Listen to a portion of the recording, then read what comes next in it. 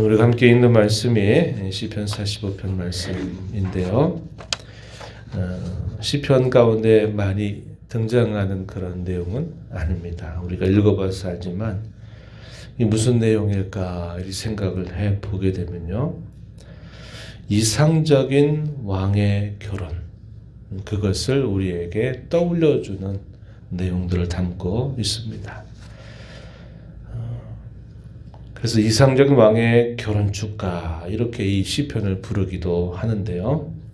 역사적으로 이스라엘 역사 속에서 가장 이상적인 왕의 모습을 보여준 인물 다윗입니다. 솔로몬도 그의 영화와 부귀가 크고 그리고 그의 지혜가 놀랍지만 그의 삶의 많은 부분들을 그는 이방 여인들을 쫓고 하면서 참 많은 방황을 했던 인물이죠. 그러나 이 솔로몬보다도 다윗이야말로 가장 이스라엘 왕에 있어서 이상적인 왕의 모습을 보여주는데 마치 그 다윗의 그 모습을 우리에게 연상시켜주고 있다 하는 것입니다.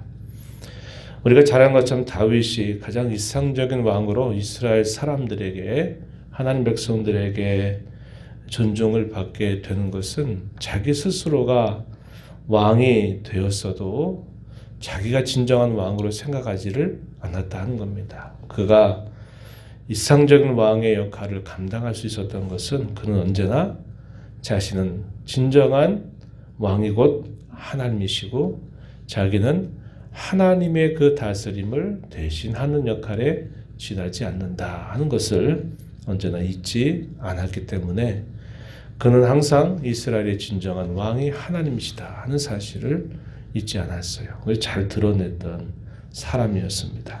그래서 이 다윗이야말로 이스라엘 백성들에게 있어서 가장 그런 모습을 잘 보여주었다 하겠습니다.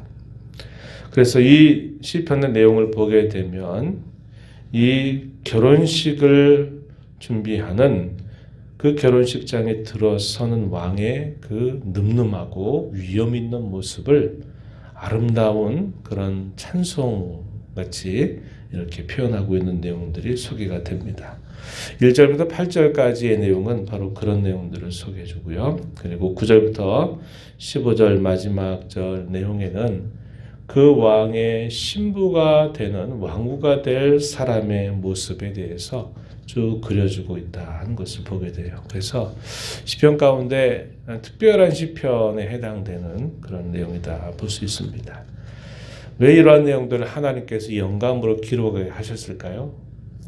다윗의 아무리 그가 왕이라 할지라도 그가 영원히 사는 존재가 아니라 잠시 잠깐 사는 인생일 뿐인데 왜 이것을 이렇게 기록으로 해서 오고 오는 주님의 자녀들에게 주의 백성들에게 이 시편을 읽게 하셨을까요? 그것은 이 다윗과 그와 결혼하는 왕후의 아름다운 모습을 통해서 참된 왕이 되시는 예수 그리스도와 그의 신부가 되는 교회의 영광스러운 혼인잔치를 바라보게 하는데 그 분명한 뜻이 있다 하는 것을 우리가 생각하면서 이 시편을 읽게 된다면 옛날에 다윗 이야기구나 이게 아니라 바로 우리가 이 땅에 살면서 궁극적인 소망으로 삼고 있는 주님과의 영광스러운 만남의 그날을 우리에게 바라보게 하고 소망하게 해주는 그런 내용을 담아줍니다. 먼저 그 내용들을 한번 살펴봅니다. 1절 말씀해 보시면은 이렇게 말합니다. 내 마음이 좋은 말로 왕을 위하여 지은 것을 말하겠다. 내 혀는 글솜씨가 뛰어난 서기관의 붓끝과 같도다. 결혼식장에 등장하는 그 늠름하고 위엄이 있는 그 왕의 모습을 내가 한번 내 모든 글솜씨를 동원해서 내가 그 왕을 묘사해 보겠다. 이렇게 말을 하고서는 이제 왕에 대하여 묘사를 하고 있습니다. 2절 말씀에 왕은 사람들보다 아름다워 은혜를 입술에 머금으니 그러므로 하나님이 왕에게 영원히 복을 주시리로다. 이렇게 말했습니다. 입술에 은혜를 머금었다. 위엄이 있지만 그의 입으로부터 나오는 말에는 은혜가 충만한 그런 말을 한다는 겁니다. 그래서 하나님께서 왕에게 영원히 복을 주시도다 이렇게 칭송을 하죠.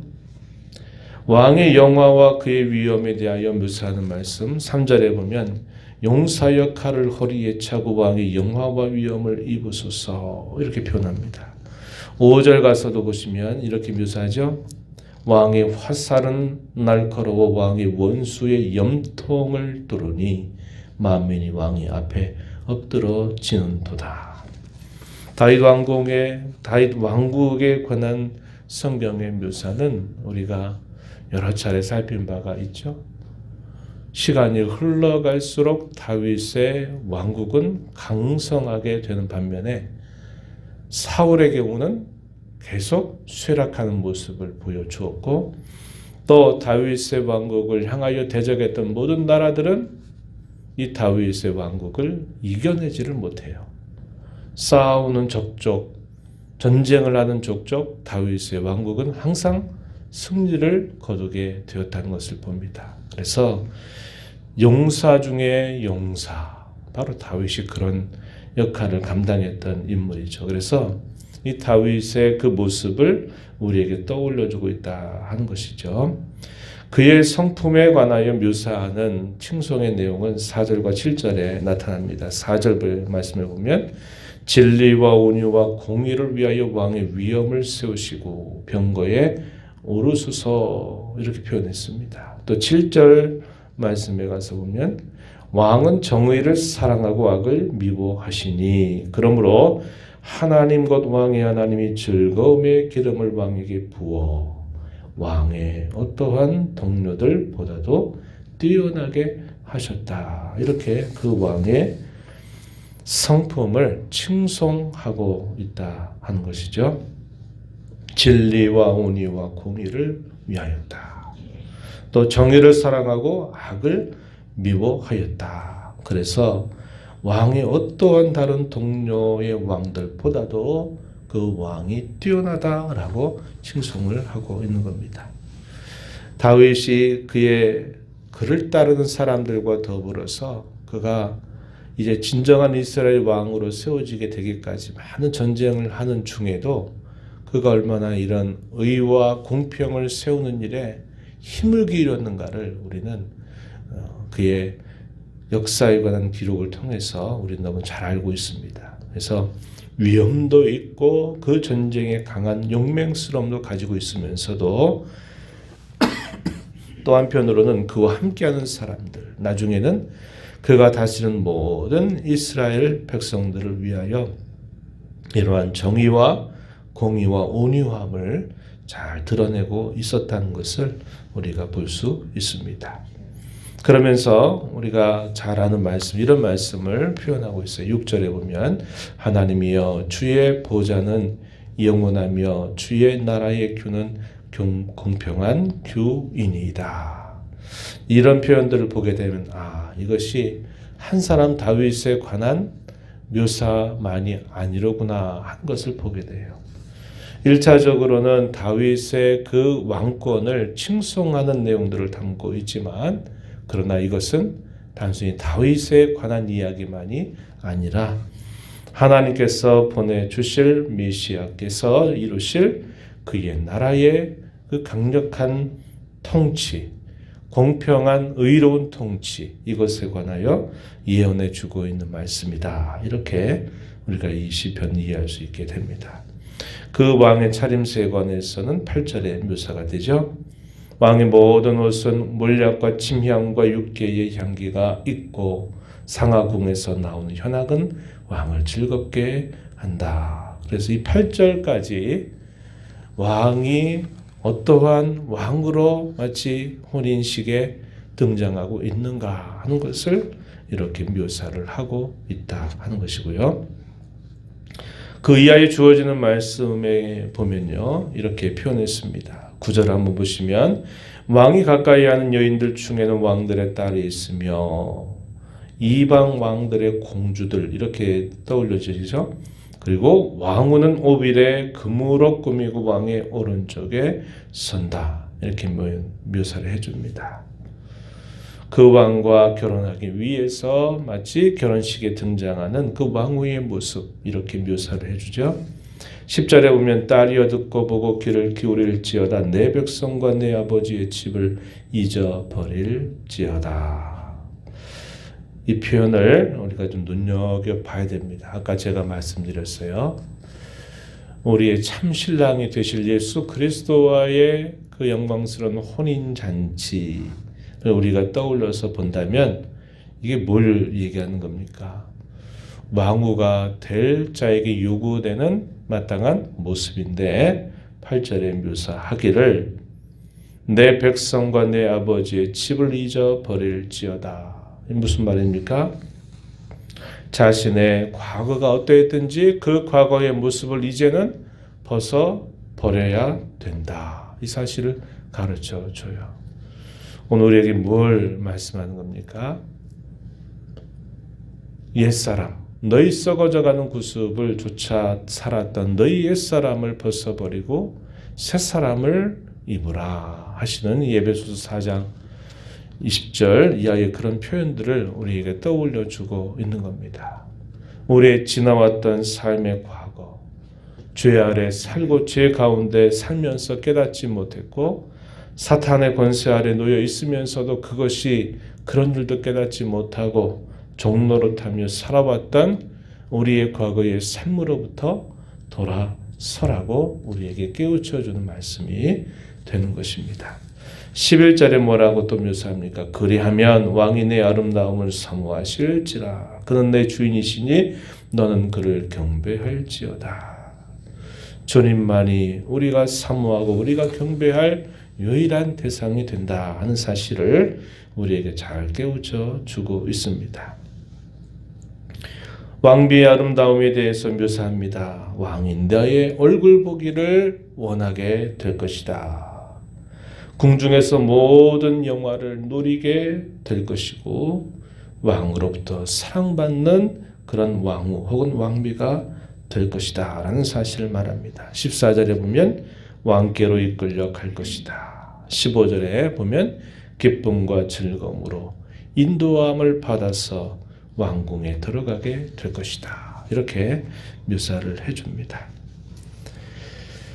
요한계시록 19장 6절 이하로부터 9절에 있는 말씀은 하나님께서 모든 역사를 다 종결하고 완성하시고 난 다음에 있게 될 광경을 상징으로 보여주는데 어린 양의 혼인잔치에 관한 묘사입니다. 거기에 이렇게 말해요. 허다한 음성이 또 많은 물소리 같은 소리가 들리고 큰 우레소리 같은 소리가 울려 퍼지는데 어떤 소리가 울려 퍼지는가? 할렐루야 주 우리 하나님 곧 전능하신 이가 통치하시도다. 우리가 즐거워하고 크게 기뻐하며 그에게 영광을 돌리세. 어린 양의 혼인 기약이 이르렀고 그의 아내가 자신을 준비하였으므로 그에게 빛나고 깨끗한 세마포 옷을 입도록 허락하셨으니 이 세마포 옷은 성도들의 옳은 행실이로다 이렇게 말합니다. 그리고 마지막 절에서 어린 양의 혼인잔치에 청함을 받은 자들이 행복하다. 복이 있다. 이러한 큰 소리가 울려 퍼지게 되는 광경 그것이 묘사가 되고 있다 하는 겁니다. 오늘 저와 여러분은 이 세상의 창조자이시면서 세상을 주관하시는 섭리의 하나님 그리고 자신의 모든 생명을 아낌없이 내어주신 예수 그리스도 우리를 사랑하시는 그분의 신부로 초대된 그런 사람들임을 잊지 말아야 합니다. 잠시 잠깐 우리 인생을 살다가 우리가 떠나게 되는 그 순간 그리고 장차 그분께서 우리에게 다시 오시게 될 그날에 우리에게 가져다 주실 그 영광스러운 그 모든 은혜 그것을 우리가 날마다 기대하고 바라보면서 이 땅에서 신부단장을 잘하고 우리 옛사람을 청산하고 새사람으로 날마다 새로워져서 그 주님의 성품을 닮아가고 그 주님의 형상을 닮아가는 그 일에 우리의 마음을 집중하고 하루하루를 복되게 살아가는 저와 여러분이 되어야 하겠습니다. 오늘도 우리에게 허락하신 이 복된 날, 이러한 말씀을 기억하면서 신부단장 잘하는 복된 삶을 살아가도록 은혜를 구하고 또 힘써 나가는 하루가 되기를 바랍니다. 하나님 아버지 감사합니다. 이 새벽 시간에도 저희들을 깨워주셔서 오늘도 새날을 허락하신 아버지 앞에 나와 찬송을 드리며 오늘도 앞서 행하시며 주시는 주의 말씀을 또다시 듣고 또 그 말씀으로 저희에게 은혜를 베푸시고 저희가 어떠한 자로 부름받았는지를 또다시 일깨워 주셔서 감사드립니다. 가장 찬란하고 영광스러우신 그 주님이 저희들의 신랑으로 다시 오실 그때를 믿음으로 바라보고 가장 영광스러운 그런 신부가 되기 위하여 이 땅의 삶을 신부단장 잘하는 자로 살아가도록 저희들을 인도하여 주옵소서.